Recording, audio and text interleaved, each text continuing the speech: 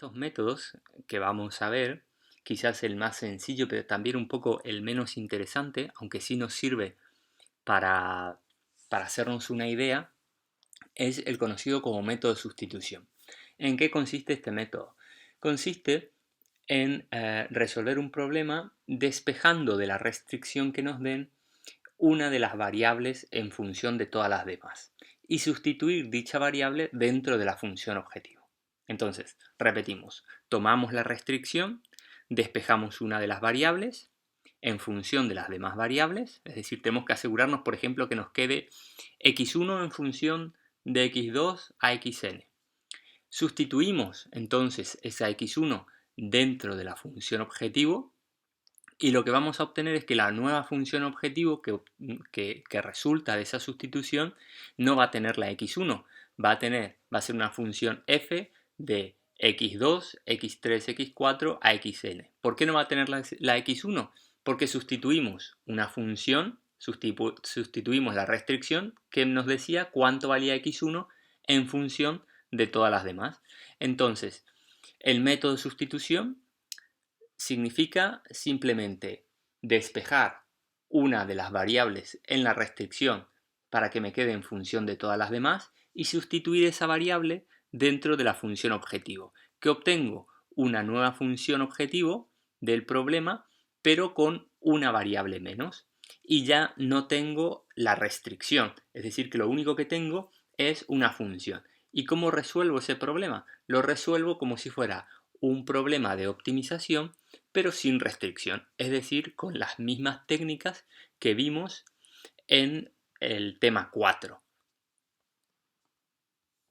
Vamos a resolver el ejercicio 1A por el método de sustitución para ver cómo funciona este método, aunque luego no lo utilicemos demasiado, pero para tener una idea. Además, lo podríamos utilizar a veces para comprobar algunas cuentas que hagamos por otros métodos, porque es relativamente sencillo. Entonces, ¿en qué consiste el método de sustitución? El método de sustitución consiste en tomar la restricción del problema, despejar una de las variables, normalmente la que nos resulte más sencillo, y luego sustituir esa variable dentro de la función objetivo, de manera que la función objetivo luego nos quede como una función de una variable menos. Entonces, lo más sencillo parecería despejar la x en función de la y, pasamos 2y restando y tendríamos ya la restricción despejada una de las variables. Luego tendríamos que sustituir esta x dentro de la función objetivo. Antes de hacer eso, sin embargo, lo que podemos hacer es ordenar un poco, desarrollar estos cuadrados para ya tener todo listo a la hora de sustituir. Entonces, ¿qué tendríamos? X cuadrado más 4 más 4x más y cuadrado más 1 más 2y. ¿Qué podemos hacer?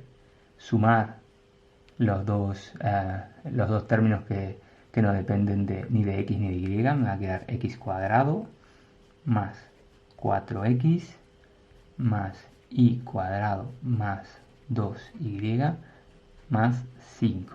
Y ahora sí, ya puedo sustituir la x dentro de nuestra función objetivo. Entonces vamos a obtener una nueva función que va a ser x que depende de y e y. Es decir, que esto realmente, ¿qué es? Una función solo de y. Entonces porque sustituimos una de las variables por esto que viene de la restricción. Entonces ahora lo que tenemos que hacer es optimizar, ¿qué cosa? Una función que depende de una única variable en este caso y que no tiene ninguna restricción. Es decir, esto es una optimización libre, que es lo que vimos en el tema 4. ¿Cómo lo hacíamos? Hacíamos la derivada de la función respecto de la variable, que en este caso es 10y menos 50. La derivada tenía que ser igual a 0. Estas son las condiciones de primer orden. Condición de primer orden. Y por lo tanto, ¿qué me quedaba? Me quedaba que y asterisco tiene que ser igual a 5. Es decir, que la y en el punto crítico es igual a 5. ¿Cuánto será la x, entonces simplemente tenemos que tomar nuestra expresión de la restricción para saber cuánto es la x. La x será 11 menos 2 por y, es decir, 11 menos 2 por 5, 10. 11 menos 10 me queda 1. Y estos serán los valores en el punto crítico. Y y x asterisco. Ahora tenemos que ver las condiciones de segundo orden. Para las condiciones de segundo orden, seguimos trabajando con esta función. Es decir que por un momento vamos a dejar de mirar lo que vale la x, solamente tenemos que mirar lo que vale la y en todo caso.